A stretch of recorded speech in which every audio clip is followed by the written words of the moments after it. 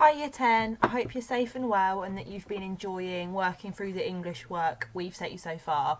We've had some absolutely gorgeous work sent through to us, so please keep that up, and we're really proud of you and all the hard work you're putting in. Today I'm going to talk to you about Charge of the Light Brigade by Alfred Lord Tennyson. If you can find an online copy, that might be useful. The AQA anthology is available as a PDF online. If you Google it, it should just come up.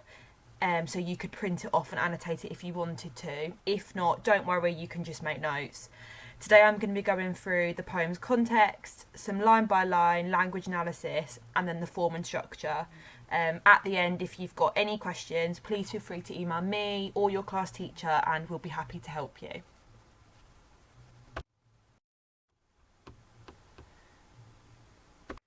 Okay, so this poem was written by Alfred Lord Tennyson. There's a picture of him just there for you to have a look at. He was born during the Victorian period in England. He was made Poet Laureate in 1850. This is really important because they were expected to write about occasions of national significance. So he would have been commissioned by the government to write about things that mattered at the time. So, for example, royal weddings, babies being born, things like that. So obviously this poem being about a war means he had to write about it. This poem is about a really famous military disaster which happened during the Crimean War, which was a war that took place from 1853 to 1856 against Russia. Basically, English troops got sent in the completely wrong direction and they got sent straight into a valley, so they were met on all sides by Russian soldiers. So on either side of them and in front of them there were Russian soldiers above them firing down. Loads of them died, loads of them were injured, and it's a really famous military disaster. Another reason why thinking about the Crimean War is important is it was the first war to be reported about directly in newspapers. So it's the first time really that the British public would have known what was going on during a war. So we had journalists on the front line sending reports back. The war was really unpopular amongst the public. They thought that we were involved in someone else's war. They thought it was really expensive, and they were obviously worried about the soldiers being sent to fight. So Tennyson's commissioned to write this poem which presents the soldiers as really brave and really noble, and that's really important because as the Poet Laureate he has to support the government's kind of political agenda and he has to present the war in a positive way. So if we look at the first stanza, the repetition of half a league, half a league, half a league gives a real sense of kind of urgency. It makes it seem like the soldiers are being urged forwards, that they're being ordered onwards, and it makes us really feel that sense of tension that the soldiers would have felt as they were being sent forwards on their mission, as they were riding towards the battle. Valley of Death is really significant here. That image is repeated throughout the poem. If we think about, obviously, the immediate connotations of the word death, we've got the idea that the soldiers are going straight to this battlefield where they're probably going to die or at least be really badly injured. That makes them seem really, really brave. Valley of Death is also a biblical reference, so that phrase comes from the Bible, and that's really important, partly because in the Victorian period, lots of people would have believed, would have been Christians, and therefore the Bible would have been really important to them. But also, by referencing the Bible, it kind of makes the soldiers seem really, really brave, almost as if they're riding towards certain death regardless, just because they're such brave soldiers. The Valley of Death also links the story of David and Goliath, which is really important here because obviously we know that we've got the soldiers, the English soldiers, riding into a situation where they're completely outnumbered and at a massive disadvantage. So we get the kind of parallel there between the story of David and Goliath, where a boy takes on a giant, and the battle where the English soldiers are completely overwhelmed and outnumbered by the Russian soldiers. Again, the fact that it's repeated shows how important it is, and it really emphasises the danger and the likeliness of death that's faced by the soldiers in the war. This he said's really important. So this is a command. The soldiers are told where to go, and we get the real clear sense that soldiers are following orders, which we as readers, we know they were wrong, we know they were sent in the wrong direction. So that evokes a sense of tension, we feel sympathy for the soldiers, and it also highlights the power of the ruling classes. The soldiers, without question and without arguing, just follow those orders even though they're wrong, and it shows how powerful the rich and wealthy are and the powerful high status people are, and it also shows how the soldiers just had to follow what they were doing, despite the fact that it meant lots of them did unfortunately die. We're on to the second stanza now. I've picked out this word blundered because the word blundered was actually in a newspaper report at the time, and it's what inspired Tennyson to write this poem. It's also really significant because it breaks the rhythm of the poem. So the poem's rhythm, every line is really regular all the way through. I'll talk about the rhythm later, but this is the only time where that rhythm is broken. And that really draws attention to the fact that a really serious mistake's been made. The word blundered means mistake. If you blunder, you make a mistake. So the fact that our attention's drawn to it's really, really important, because we get the sense that these soldiers have died because of a mistake. They didn't need to die. This was an error. The repetition of "there's not" emphasises the fact that the soldiers unquestioningly and without argument do what they're told. So they don't reply, they don't ask what's happening and why. Their job is to just do what they're told, not to argue. And that creates a real sense of sympathy for the soldiers, because they are just doing what they've been told. They're not questioning or making decisions themselves, and that makes us feel really sorry for them. On to this third stanza, the repetition of the word cannon is really important. Cannon to the right, to the left and in front of them. It creates this sense that the soldiers are being trapped on all sides by the enemy. It makes it seem like the danger is inescapable, and it creates this real sense of tension. There's cannons everywhere, there's violence everywhere, and they can't escape. Stormed at with shot and shell. So this is an example of sibilance when we get that repeated S sound throughout that line.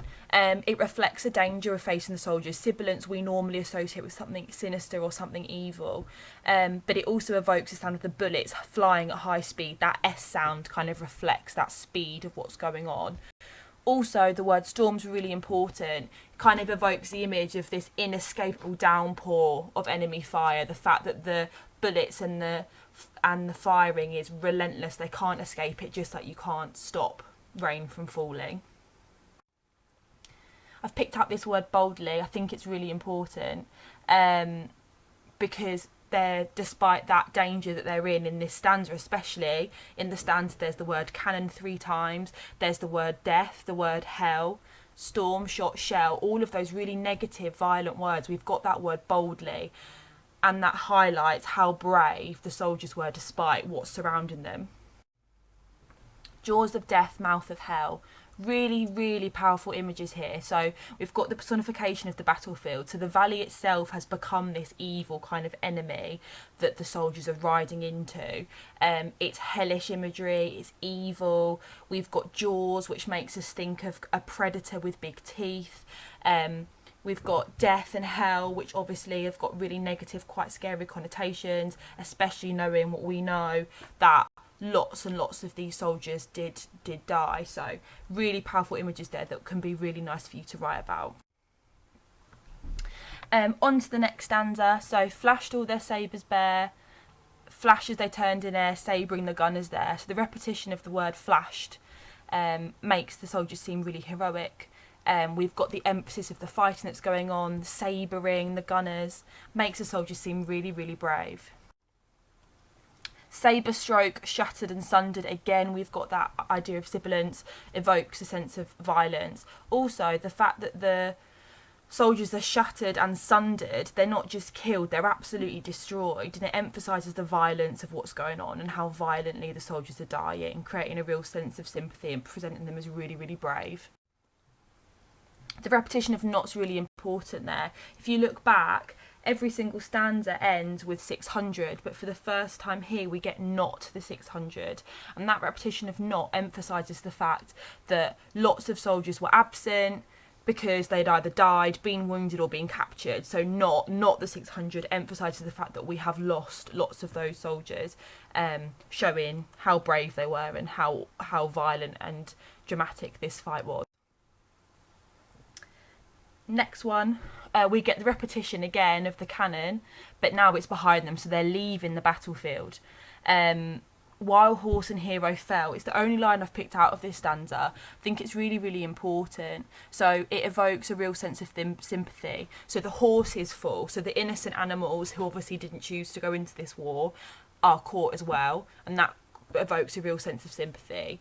But also the soldiers are called heroes, so that presents them as really brave and someone who should be respected and commemorated by the public, and it's creating that real sense of public support. He wants us to see them as heroes. Last stanza then begins, when can their glory fade? This is a rhetorical question. When can their glory fade? In his opinion, never. He's written a poem about them, so to a certain extent he's kind of commemorating their glory. Also, they're written into history because of what they've done. But that rhetorical question really emphasises the fact that their glory can't end. Then at the end you get the repetition of the word honour, and we get the word noble, which really emphasises Tennyson's presentation of brave soldiers who deserve adulation, they deserve to be supported. And this, again, we need to think back to context here. He's a poet laureate, he has to present the poem in a way that supports the government's message. So the British public really, really don't like the war, that it's really unpopular and they're really anti it. In this poem, Tennyson's trying to present the soldiers as really, really brave and create a bit of public support for what's going on. So we have to remember that that's really important. So I'm going to talk to you about form and structure now. So the form of the poem is a ballad. So ballads usually tell a story, and we know that this poem tells us the story of the military disaster where 600 English soldiers were sent in the wrong direction straight into a Russian ambush. So we know that's the story, that's why it's a ballad. The poem has 6 stanzas which reflect the 600 soldiers who were in the battle. But all of those stanzas have different number of lines in them, so the length of the stanzas are irregular, and that reflects the chaos of the situation. So it's not really controlled and ordered because these men have not been sent really clear, really good instructions. The commanders are not in control of the situation, and therefore the poem is not really tightly controlled because it's supposed to reflect that kind of chaos and that no one really knows what's going on. Now in this last bullet point there's a really tricky term, dactylic diameter. All that is the name for the rhythm pattern that's in the lines of this poem. So it's basically the really fancy way of describing the number of syllables and the way that they're stressed and unstressed. All you need to know is that that is what it's called. So in this poem the rhythm is dactylic diameter, and that basically is the way that the syllables and the beats in the poem are laid out. So it kind of goes da da da da da da da da da da da da, and that is supposed to echo the sound of horses galloping. So remember, Charge of the Light Brigade is about about a group of soldiers. They were cavalry, so they would have ridden in on horseback. So by using this structure, by this rhythm, it evokes the sound of horses galloping. It allows us to imagine that we were there with them, and it creates a real sense of tension and allows us to imagine what it would be like as the reader if we were there. As I said before, the only time this rhythm's broken is on the word blundered, and that really emphasises that mistake. So the rhythm is so regular all the way through, that dactylic diameter exists all the way through apart from on that one word blundered. So it really emphasises how big that mistake was. This poem compares really, really nicely to any of the war poems, but especially Remains, Exposure and Bayonet Charge. Those 3 poems present really, really strongly negative views about war, whereas obviously this one does try and present war and soldiers in a much more heroic way, and it has a really different perspective. So that means that they're really nice for comparison. They draw a really nice clear contrast. So it might be worth thinking about revising Charge of the Light Brigade to be one of the ones that you do choose. This is an example exam question. So how is war presented in Charge of the Light Brigade, and one other poem of your choice? If you wanted to have a go at this exam question and email it to me or your English teacher, we are more than happy to mark it. Remember, you're looking at comparing and contrasting how war's presented in this poem and one other of your choice. You need to use quotations and you need to talk about context. I hope this has been helpful. Please let me know if you've got any questions. Well done for all your hard work. We're really proud of you. Make sure you keep it up. And stay safe. We'll see you soon.